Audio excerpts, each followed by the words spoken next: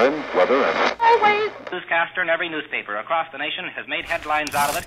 And in June 1947, newspaper headlines told the tale of how a Boise man's reported sighting set off an out-of-this-world craze. I kept mulling in my mind, that's the damnedest looking airplane I ever saw. Oregon radio station KWRC sums up the media frenzy that started with an Idaho pilot and raced across the world. The Associated and United Press all over the nation has been after this story. It's the story of Kenneth Arnold, a 32-year-old flying salesman, the man now recognized as starting the flying saucer craze.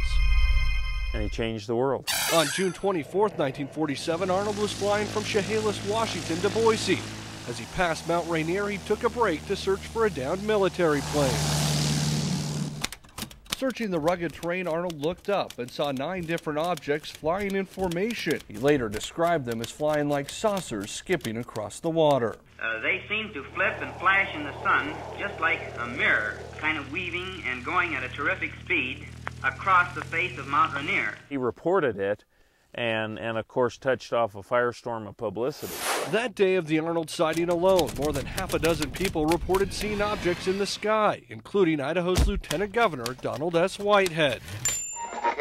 The media grabbed onto Arnold because he was said to be a straight shooter, a well-respected man here in the valley, and we couldn't get enough of his description of how the UFOs flew. The news grabbed that and said flying saucers.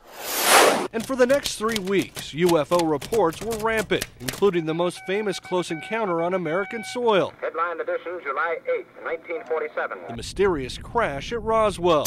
It was the dawn of the flying saucer age. In the movies, spaceships went from rockets to round.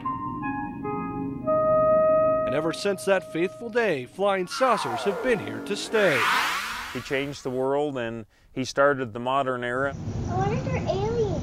Everyone from kids to pilots have seen things they can't explain. Most don't make headlines, but they are recorded. He's moving about a mile a second. He's still out straight ahead of us. He disappeared.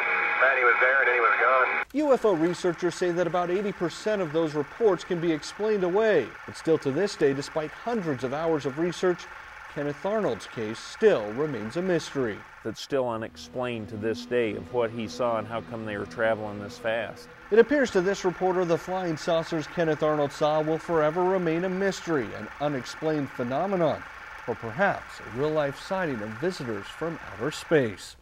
Shane Johnson, today's Channel 6 News.